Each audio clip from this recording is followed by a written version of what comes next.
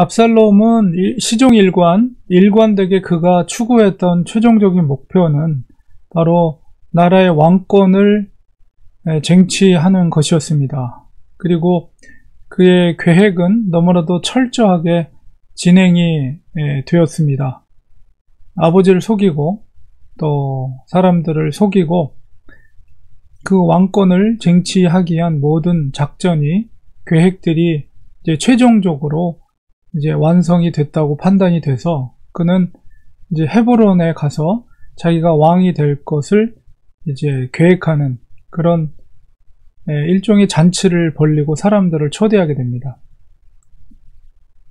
그리고 항상 그가 이동할 때는 뒤에 있는 그림처럼 마차, 훌륭한 마차를, 사실 이스라엘에는 마차를 하나님께서 허용하지 않았는데도 이렇게 왕자는, 압살롬의 왕자는 항상 저런 화려한 마차 병사들을 이끌고 가면서 마치 왕의 행렬인 것처럼 곳곳에서 그의 모습을 나타내었습니다.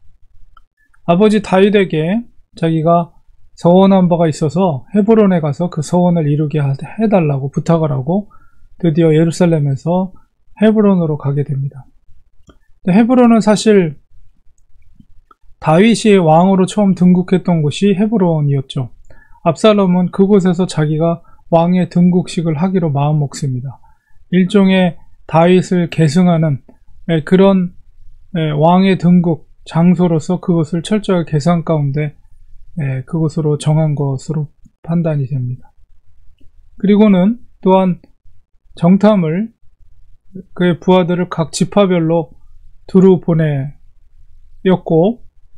그 당시에 소식을 전할 수 있는 것은 이제 나팔을 통해서 이제 그 헤브론에서 왕의 등극식을 했을 때 그 정해진 시간에 혹은 그 소리를 듣고 그게 아마 봉수대처럼 소리를 듣고 전달 해가지고 아마 이스라엘 전역 각 지파별로 그것이 전달되게 하고 동시에 압살롬이 왕이 되었다, 헤브론에서 왕이 되었다는 소식을 미리 보낸 정탐을 통해서 이 각 지파에 있는 사람들이 그것을 알게 하려고 그렇게 준비를 한 것이죠.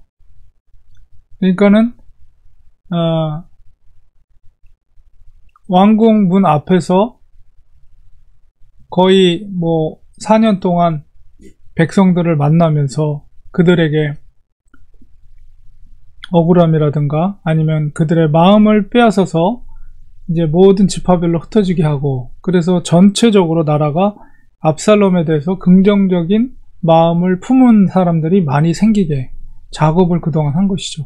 그리고 드디어 이제 정해진 때가 되어서 이 헤브론에 가서 왕의 등극식을 하기로 한 것입니다. 근데 놀랍게도 11절에 보니까 압살롬과 예루살렘에서 헤브론으로 내려갔던 사람이 한 200명 정도가 되는데요.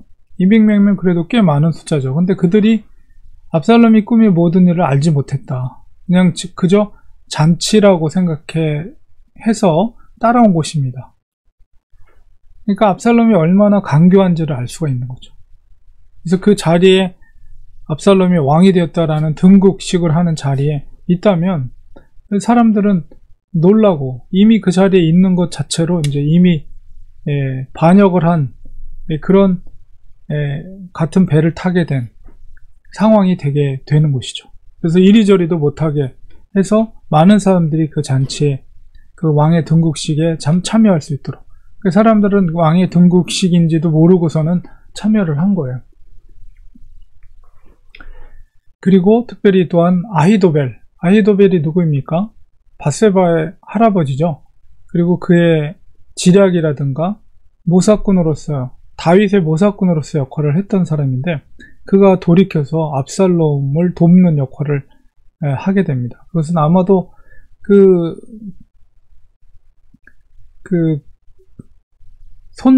손녀의 사위였던 우리아를 다윗이 죽인 것에 대해서 아마 좋지 않은 감정을 계속 갖고 있었던 것이 아닌가, 그렇게 짐작이 됩니다. 그래서 다윗을 배신하고 압살롬을 돕는 모사꾼의 역할을 아히도벨이 하게 되죠. 그래서 아히도벨의 지혜는 여호와의 생각과 같았다 이렇게 표현될 정도로 굉장히 지혜로운 사람으로 성경은 평가하고 있습니다. 압살롬 입장에서 아히도벨을 얻은 것은 진짜 천군만마를 얻은 그런 것이나 마찬가지였죠.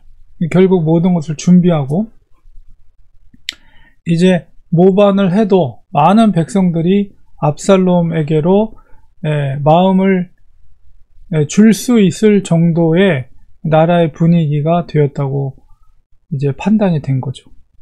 그런데 한 가지 의문이 되는 것은 이런 상황까지 가는 데 있어서 과연 다윗이 그것을 눈치채지 못했는가? 그 문 앞에서, 성문 앞에서 그렇게 사람들을 어떤 판단을 하고 그런 일들을 하는 어떤 행보라든가 아니면 그의 성격이라든가 이런 걸 통해서 과연 다윗이 압살롬이 이런 것들을 준비하는 것들에 대해서 전혀 눈치를 채지 못했는가, 이런 것을 생각해 볼 때 다윗의 원래 어떤 그의 모습이라든가 그의 원래 태도 혹은 원래 그런 탁월함 이런 것을 생각할 때 그 평소의 다윗과는 전혀 맞지 않는 어리석은 모습을 보게 되는데, 그것은 아마도 다윗이 자식에 대한 어떤 일방적인 사랑과 또한 객관적인 나라를 다스리는 일에 있어서 뭔가 이렇게 믹서가 되면서 올바른 판단력을 갖지 못한 것이다라고 이렇게 판단이 됩니다. 그래서 이 본문을 통해서 우리가 알 수 있는 것은 악이라는 것은 항상 이 거짓과 함께 한다는 것이죠.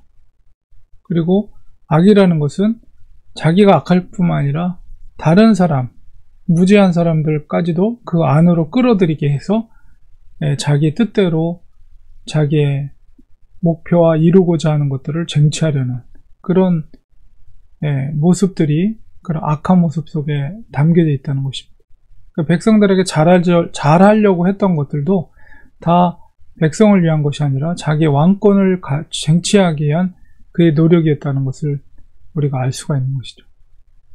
그래서 과연 이 하나님의 나라의 왕으로서의 자격이, 다윗이 보기에도 그가 왕으로서의 자격이 부족하다는 것을 알고 있었기 때문에 압살롬 스스로가 자기의 노력으로 왕이 되는 길을 선택한 것이고, 그것은 결국은 자기 아버지를 모반하고 아버지를 배신하는 거기까지 가게 된 것입니다. 그 속에서 다윗이 분별력이 이룬 것은 얼마나 그가 분별력이 탁월했고 또 하나님의 지혜를 구했습니까?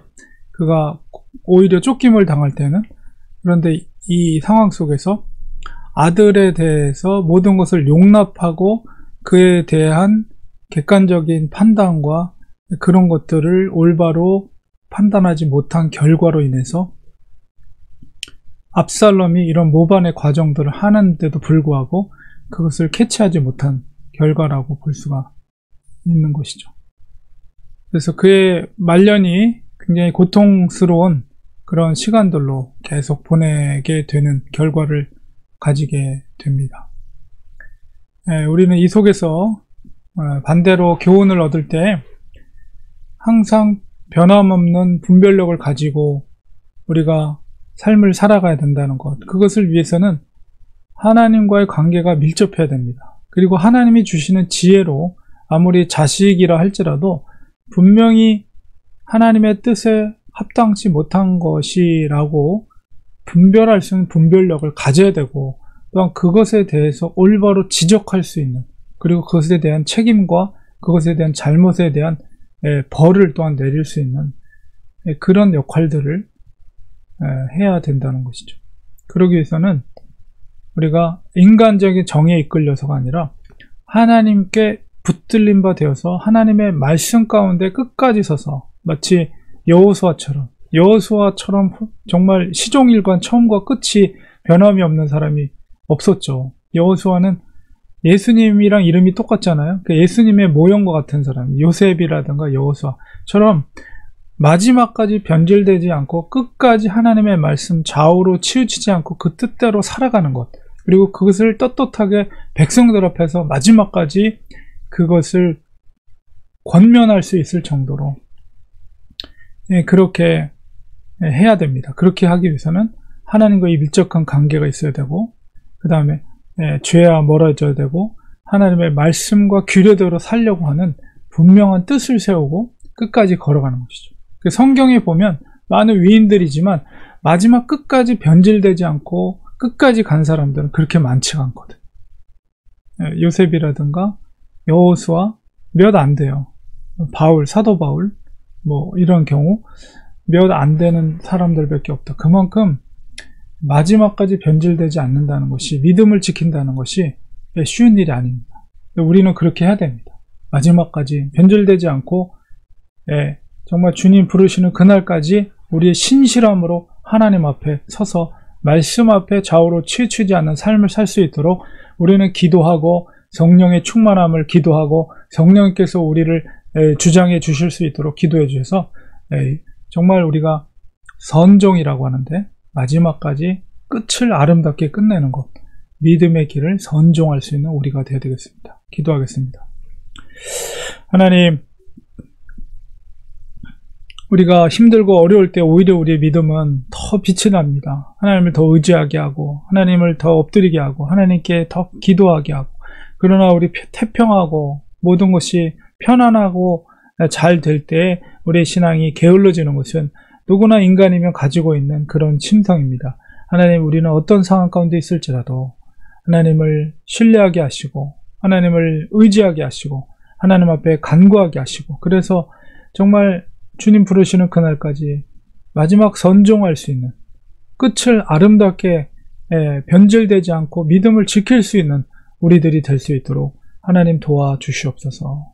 영적인 분별력을, 예리한 분별력을 우리가 아무리 세월이 흐른다 하여도 그것을 잃지 않도록 하나님 도와주시옵소서. 특별히 자녀들의 문제 속에 있어서 그런 영적인 분별력을 놓치지 않도록 하나님께서, 성령께서 우리를 붙잡아 주시옵소서. 예수님의 이름으로 기도합니다. 아멘.